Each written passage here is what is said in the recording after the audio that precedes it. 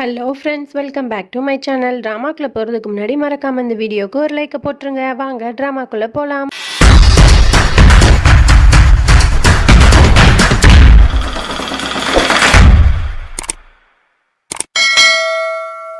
Starting சீனில் நம்ம ரதன் சிங் வந்து ஏர்போர்ட்டில் இருக்கும்போது நெஞ்சு வலிக்குது அப்படிங்கிற மாதிரி கீழே விழுந்துடுறான். உடனே தியா பதறி போய் என்னாச்சு ரதன் சிங், என்னாச்சு அப்படின்னு கேட்குறான். உடனே ரதன் சிங் வந்து கண்ணடிக்கிறான்.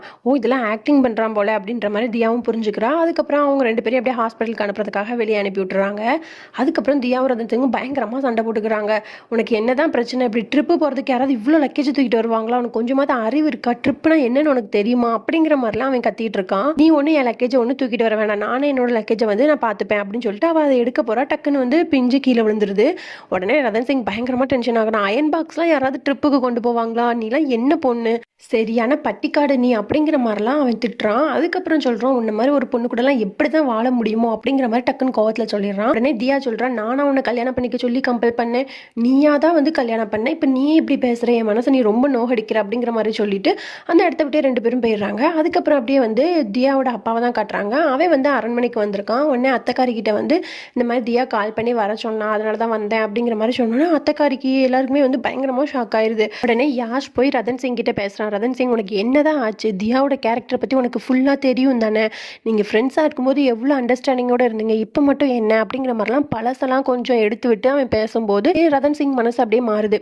அப்படியே பின்னாடி அவங்க எப்படிலாம் இருந்தாங்களோ அதெல்லாம் வந்து யோசிச்சு பார்க்குறான். ரொம்ப ஹாப்பியாக இருந்த மூமெண்ட்ஸ்லாம் நினச்சி பார்க்கும்போது இவனுக்கே வந்து மனசில் வந்து ஒரு சேஞ்சஸ் வருது. அதுக்கப்புறம் வந்து அப்படியே தியாவோட அப்பாவை காட்டுறாங்க. அவங்க போய் தியா கிட்ட வந்து கொஞ்சம் பக்குவமாக பேசுகிறாரு. மேரேஜ் லைஃப்னால் இப்படி தான் இருக்கும், நீங்கள் முன்னாடி வந்து வேறு மாதிரி இருந்தீங்க, ஆனால் இப்போ வந்து அது மேரேஜ் ஆயிடுச்சு, கொஞ்சம் விட்டு கொடுத்து தான் போகணும் அப்படிங்கிற மாதிரிலாம் வந்து அவரும் கொஞ்சம் அட்வைஸை போட்டுறாரு. ரெண்டு பேருமே அப்படி யோசிச்சுட்டு நடந்து வந்துட்டு இருக்காங்க. அப்போ உடனே ரெண்டு பேருமே வந்து சாரி சொல்லிட்டு பேசலாம் அப்படிங்கிற மாதிரி வராங்க. ஆனால் ரெண்டு பேருக்குமே தயக்கமாகவே இருக்குது. அப்போ டக்குன்னு திரும்பி இப்படி வரும்போது ரெண்டு பேருமே முட்டிக்கிறாங்க. அதுக்கப்புறம் ரெண்டு பேருமே மனசு விட்டு பேசி இனிமேல் வந்து நம்ம எப்படி நடந்துக்கணுமோ அப்படி இருந்துக்கலாம், நம்ம ரெண்டு பேரும் எப்போவுமே பெஸ்ட் ஃப்ரெண்டு தான் அப்படிங்கிற மாதிரிலாம் ரெண்டு பேரும் சமாதானம் ஆகிக்கிறாங்க. அதுக்கப்புறம் இப்படி ரெண்டு பேரும் நடந்து வந்துட்டு இருக்கும்போது டக்குன்னு வந்து அங்கே இருந்த ஒரு பல்பு வந்து வெடிச்சிருது. உடனே அந்த பல்பில் இருக்க கண்ணாடி பீசஸ்லாம் வந்து அவங்க மேலே பட வருது. உடனே ரதன் சிங் வந்து அங்கே இருக்க ஸ்க்ரீனை வச்சு தியாவை அப்படியே மூடி சேவ் பண்ணிடுறான். அப்போ ரெண்டு பேரும் அப்படியே வந்து ஐ டு ஐ கான்டாக்ட்லாம் நல்லா ரொமான்டிக்காக வந்து பார்த்துட்டு இருக்காங்க.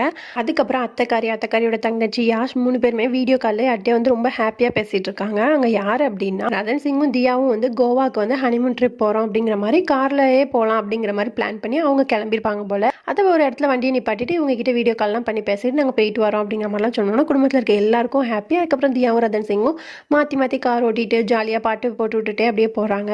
அதுக்கப்புறம் அவங்க கோவாவில் ஸ்டே பண்ணுற ஹோட்டலுக்கு போயிட்டு இந்த மாதிரி வந்து ரூம் நம்பர் ரதன் சிங் நேமில் புக் பண்ணியிருக்கோம் அப்படிங்கிற மாதிரி சொன்னோன்னே அவங்களும் கீயை கொடுத்து விட்டுறாங்க. அதுக்கப்புறம் ரூமில் போய் பார்த்தா அங்கே டெக்கரேட்லாம் பண்ணியிருக்கா, அதெல்லாம் கழிச்சு போட்டுட்டு ரெண்டு பேரும் அப்படியே ரிலாக்ஸாக உட்காந்துருக்காங்க. அப்போ நைட்டும் ஆகிடுது. உடனே ரதன் சிங் சொல்கிறான், வரியா தியா நம்ம வெளியே போகலாம், வெளியே வந்து நைட் பார்ட்டிஸ்லாம் சூப்பராக இருக்கும், செம்மையாக என்ஜாய் பண்ணலாம் கோவாவில், வா போகலாம் அப்படிங்கிற மாதிரிலாம் சொல்கிறான். உடனே தியா வந்துட்டு நான் கார்லாம் ட்ரைவ் பண்ணிட்டு வந்தால ரொம்ப டயர்டாக இருக்குது, காலையில் போகலாமா அப்படிங்கிற மாதிரி சொல்கிறா. அதுக்கப்புறம் வந்து தியா யோசிக்கிறா, இல்லை நம்ம கொஞ்சம் விட்டு கொடுத்து தான் போகணும் ரதன் சிங்காக அப்படிங்கிற மாதிரி யோசிச்சுட்டு அவள் வந்து இல்லை ரதன் சிங் வா போகலாம் அப்படிங்கிற மாதிரி சொல்கிறான். ஆனால் ரதன் சிங் என்ன யோசிக்கிறான்னா, ஓகே தியாவுக்காக நம்ம விட்டு கொடுத்து தான் நிறைய விஷயங்கள் போகணும், அப்போ தான் இந்த ரிலேஷன்ஷிப்பில் வந்து எந்த பிரச்சனையும் இருக்காது அப்படிங்கிற மாதிரி அவனு யோசிச்சுட்டு இல்லை வேண்டாம் நம்ம காலையில் போய்க்கலாம், ஒன்றும் பிரச்சனை இல்லை அப்படிங்கிற மாதிரி அவனும் வந்து ஓகே அப்படிங்கிற மாதிரி சொல்கிறான். அவனு தியா வந்துட்டு இல்லை ரதன் சிங் கண்டிப்பாக நம்ம இன்னைக்கு நைட் பார்ட்டிக்கு போகலாம், சரியா, நான் போய் ஃப்ரெஷ்ஷப் ஆகிட்டு வரேன் ரதன் சிங், நீ வெயிட் பண்ணு அப்படிங்கிற மாதிரி சொல்லிட்டு அவள் வந்து ரெஸ்ட் ரூமுக்கு போயிடுறா. உடனே ரதன் சிங் வந்துட்டு ரொம்ப டயர்டாக இருக்கும், சரி ஒரு ஜூஸ் ஆர்டர் பண்ணி குடிக்கலாம் அப்படிங்கிற மாதிரி சொல்லிட்டு கீழே கால் பண்ணி ஜூஸ் கொண்டு வர சொல்கிறான். உடனே அவங்களும் கொண்டு வந்து வைக்கிறாங்க. அதுக்கப்புறம் தியா வந்து அந்த ஜூஸ் எடுத்து குடிச்சிட்டு பயங்கரமாக போதையாயிடுறா. ஏன் அப்படின்னா கீழே வந்து அந்த ஹோட்டல் மேனேஜர் வந்து இவங்க ரெண்டு பேரும் ஹனிமூனுக்கு தானே வந்திருக்காங்க, அப்போ வந்து சாதாரண ஜூஸ்லாம் கொடுத்தா எப்படி இருக்கும், நல்லா ஓட்கா மிக்ஸ் பண்ணி ஒரு ஆரஞ்சு ஜூஸை கொண்டு போய் கொடு அப்படின்ற மாதிரி சொல்லியிருப்பாரு.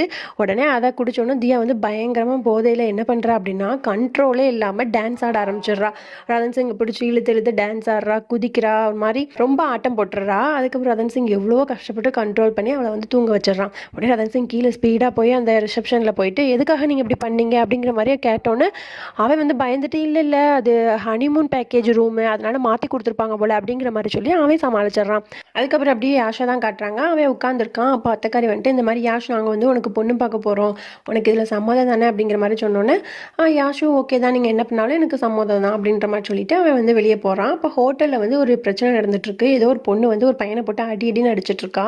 உடனே யாஷ் போயிட்டு எதுக்காக நீங்கள் இப்படி பண்ணுறீங்க அப்படிங்கிற மாதிரி அந்த பொண்ணை கூப்பிட்டு கேட்குறான். அந்த பொண்ணை பார்த்தோன்னே யாஷ்க்கு வந்து பயங்கரமாக வந்து இம்ப்ரெஸ் ஆகிடுறான். ஃபஸ்ட்டு சைட்லேயே வந்து அவனுக்கு அவளை வந்து ரொம்ப பிடிச்சிருது. உடனே வந்து நீங்கள் எதுக்காக இப்படி பண்ணீங்க, அந்த பையன் உங்ககிட்ட எதுவும் கிண்டல் பண்ணானா, அவங்கள்ட்ட எதுவும் பிரச்சனை பண்ணானா அப்படிங்கிற மாதிரி கேட்டோன்னே அந்த பொண்ணு எதுவுமே பதில் சொல்லாமல் அப்படி நின்றுட்டுருக்கா. அப்போ உங்கள் பேரண்ட்ஸ்க்கு கால் பண்ணுங்க அப்படிங்கிற மாதிரி சொன்னோன்னா அவங்களாம் ஃபாரினில் இருக்காங்க, கால் பண்ண முடியாது அப்படிங்கிற மாதிரி ரொம்பவே ஆட்டிடியூடாகவே பேசுகிறா. உடனே யாஷ் சொல்கிறா, அப்போ உங்கள் மேலே எஃப்ஐஆர் போடுவேன், ஏன்னா அந்த ஹோட்டலுக்குன்னு சில ரூல்ஸ் இருக்குது, கஸ்டமர்ஸ் டிஸ்டர்ப் பண்ணுற மாதிரி ஏதாவது ஒரு விஷயம் நடந்தால் அவங்க மேலே கேஸ் போடணும்னு இருக்குது, அதனால் நான் வந்து உங்கள் மேலே கேஸ் போடுவேன் அப்படின்னோன்னா அந்த பொண்ணு எந்த பதிலுமே சொல்லாமல் அப்படியே கெத்தாக நின்றுட்டுருக்கா. உடனே அவனும் கேஸ் போட்டுட்டு வாங்க ஜெயிலுக்கு போகலாம் அப்படிங்கிற மாதிரி சொல்லி கூட்டிகிட்டு போய் செல்லில் வந்து அடைச்சிடுறாங்க. உடனே இந்த பொண்ணு என்ன பண்ணுறா அப்படின்னு பார்த்துட்டு இருந்தா அவள் வந்து பேஸ்கெட்லாம் ஜெயிலுக்குள்ளே இருந்து அதை பின்னிட்டு அதை வச்சு என்ஜாய் பண்ணிட்டு இருக்கா. உடனே அவள் வந்து இங்கே பார்த்தீங்களா நான் வந்து சும்மாலாம் ஒன்றும் இல்லை, எவ்வளோ அழகாக பேஸ்கெட் பின்னிருக்க தெரியுமா, அந்த இடம் எனக்கு பிடிச்சிருக்கு அப்படிங்கிற மாதிரிலாம் ரொம்ப ஜாலியாக நார்மலாக தைரியமாகவே இருக்கா. உடனே இதெல்லாம் வந்து யாஷ்க்கு வந்து ரொம்ப பிடிச்சிரு. உடனே யாஷ் என்ன பண்ணுறான் அப்படின்னா ஒரு கான்ஸ்டபிளை கூப்பிட்டு இவங்களுக்கு வந்து பெயிலுக்கு ஏற்பாடு பண்ணுங்க அப்படிங்கிற மாதிரி சொல்கிறான். உடனே இந்த கான்ஸ்டபிள் யார் பெயில் எடுக்கிறா அப்படிங்கிற மாதிரி கேட்டோன்னா நீங்கள் ஏற்பாடு பண்ணுங்க, நான் தான் அந்த பொண்ணுக்கு பெயில் எடுக்க போகிறேன் அப்படிங்கிற மாதிரி சொல்லி ரொம்ப இந்த பொண்ணை வந்து அப்படியே ரசிச்சே பார்த்துட்டு இருக்கான். அதுக்கப்புறம் அப்படியே நம்ம தியாவை தான் காட்டுறாங்க. அவன் நல்லா நைட்டு போதையில் ஆட்டம் போட்டு தூங்கி எஞ்சிட்டு தலைவலியோட உட்காந்துருக்கான். நைட்டு என்ன நடந்துச்சு அப்படிங்கிற மாதிரி எல்லாத்தையும் யோசிச்சு பார்த்துட்டு ஐயோ ரதன் சிங் பாவம் அப்படிங்கிற மாதிரி சொல்லிட்டு அவனை போய் தேடிட்டு இருக்கா. ரதன் சிங் வந்து அங்கே வெளியே உட்காந்துருக்கான். உடனே ரதன் சிங் சாரி, எதுவும் தப்பாக நினச்சிக்காத, நான் ஜூஸ் தான் குடிச்சு அது என்னமோ ஆயிடுச்சு அப்படிங்கிற மாதிரி அவள் சொல்லிட்டு இருக்கா. உடனே ரதன் சிங்கும் சரி பரவாயில்ல தியா, நான் ஒன்று புரிஞ்சுக்கிறேன் அப்படிங்கிற மாதிரி கொஞ்சம் விட்டு கொடுத்தே போகிறான். அதுக்கப்புறம் வந்து ரதன் சிங் வந்து பர்கர் மாதிரி ஒன்று சாப்பிட்றான். உடனே தியாவுக்கும் கொடுக்குறான். 2 பேரும் சாப்பிட்டுட்டு இருக்காங்க. அப்புறம் ரதன் சிங்கோட வாய் ஓரத்தில் வந்து ஒட்டிக்குது. உடனே தியா வந்து ஒரு டிஷ்யூ எடுத்து அதை வந்து தொடச்சி விட்றா. அப்படியே 2 பேரும் அப்படியே பார்த்துட்டே இருக்காங்க. அதுக்கப்புறம் நம்ம மீசக்காரனை தான் காட்டுறாங்க. அவன் வந்து ஒரு ஹாஸ்பிட்டலுக்கு போய் உட்காந்துட்டு இருக்கான் செக்கப்புக்காக.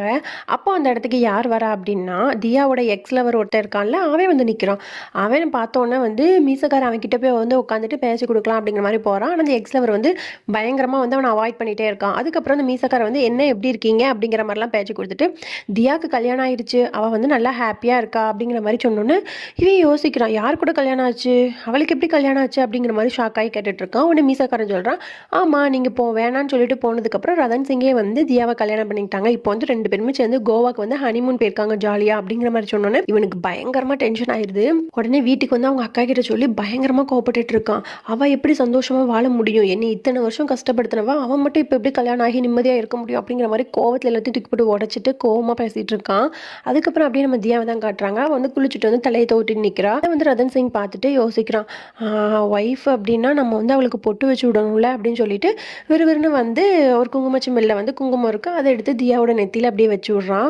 இதை பார்த்தோன்னே தியாவுக்கு வந்து ரொம்பவே ஹாப்பி ஆயிடுது. அதுக்கப்புறம் ரதன் சிங் வந்து தியா கிட்ட சொல்கிறான், இந்த மாதிரி அத்தை வந்து உன்னைய டெம்பிளுக்கு மியூசியம்க்கு சர்ச்சுக்கெலாம் கூட்டிகிட்டு போச்சுருந்தாங்க, போகலாமா அப்படிங்கிற மாதிரி வந்து அவன் கேட்குறான். உடனே வந்து தியா சொல்கிறா, ரதன் சிங் நான் வந்து உன்னை கம்பல் பண்ண மாட்டேன், நான் வந்து கோயிலுக்கு போயிட்டு வரேன், ஆன்ட்டி சொன்ன மாதிரி நீ வந்து உனக்கு பிடிச்சதை என்ஜாய் பண்ணு, அங்கே வந்து பீச் வாலிபால் வந்து இன்றைக்கி நல்லா சூப்பராக நடக்கும்னு சொன்னாங்க, அதனால நீ வந்து பீச் வாலிபால் விளையாண்டு உனக்கு பிடிச்ச மாதிரி வந்து என்ஜாய் பண்ண சரியா அப்படிங்கிற மாதிரி சொன்னோன்னா ரதன் சிங்க்கு வந்து பயங்கரமாக ஹாப்பி ஆயிடுது. உடனே ஓகே தியா நீ வந்து டெம்பிளுக்கு பார்த்து போயிட்டு வா, நானும் போய் பீச் வாலிபால் விளாட்றேன் அப்படிங்கிற மாதிரி சொல்லிட்டு அவன் வந்து பீச் வாலிபால் விளாட்றதுக்காக போயிடுறான். அங்கே செம்மையாக என்ஜாய் பண்ணி விளாட்றான். அப்போ வந்து ஒரு அழகான ஒரு பொண்ணு இருக்கா, அவள் கூட வந்து பயங்கரமாக என்ஜாய் பண்ணி விளாண்டுட்டு இருக்கான். அப்போ அந்த கூட இருக்கவங்களாம் சொல்கிறாங்க, இந்த பையனை பாரு எவ்வளோ எங்கே இருக்கான், ஆனால் வந்து இவனை விட பெரிய பொண்ணை கல்யாணம் பண்ணிட்டு அதுக்கும் ஹனிமூனுக்கு வந்திருக்கான் ரொமான்ஸ் பண்ணுறதுக்கு அப்படிங்கிற மாதிரிலாம் சொல்லி பயங்கரமாக கிண்டல் பண்ணி சிரிச்சிட்டு இருக்காங்க. இது வந்து அவனுக்கு பயங்கரமாக இரிட்டேட் ஆகுது. அந்த டைமில் வந்து அவள் கூட வந்து ஒரு பொண்ணு விளையாண்டுட்டு இருந்தால அந்த பொண்ணு வந்து நம்ம நைட்டு மீட் பண்ணலாம் டின்னருக்கு ஓகேவா அப்படிங்கிற மாதிரி சொல்லிட்டு ஒரு மாதிரி பேசிட்டு போயிடுறா. உடனே இது வந்து ரதன் சிங்க்கு வந்து ரொம்ப பிடிச்சது. ஆஹா நைட்டு மீட் பண்ணலாம்னு சொல்லியிருக்கா, டேட்டிங் போகலாம் போல அப்படிங்கிற மாதிரி சொல்லிட்டு தியாவுக்கு கால் பண்ணி தியா நீ எங்கே இருக்க, எப்போ வருவ அப்படிங்கிற மாதிரி கேட்குறான். உடனே தியா சொல்கிறா, ரதன் சிங் இங்கே பயங்கரமான டிராஃபிக்காக இருக்குது, அதனால நைட்டு நான் வரதுக்கு லேட் ஆயிரும் நினைக்கிறேன், நீ டின்னருக்கு எனக்காக வெயிட் பண்ண வேணா, நீ சாப்பிட்ரு அப்படிங்கிற மாதிரி சொல்லிடுறா. உடனே ரதன் சிங் வந்து பயங்கரமாக ஹாப்பி ஆயிடுது. ஓகே ஃப்ரெண்ட்ஸ், இதோட நம்ம இந்த பாட்டை முடிச்சுக்கலாம், நாளைக்கு பார்க்கலாம், பாய்.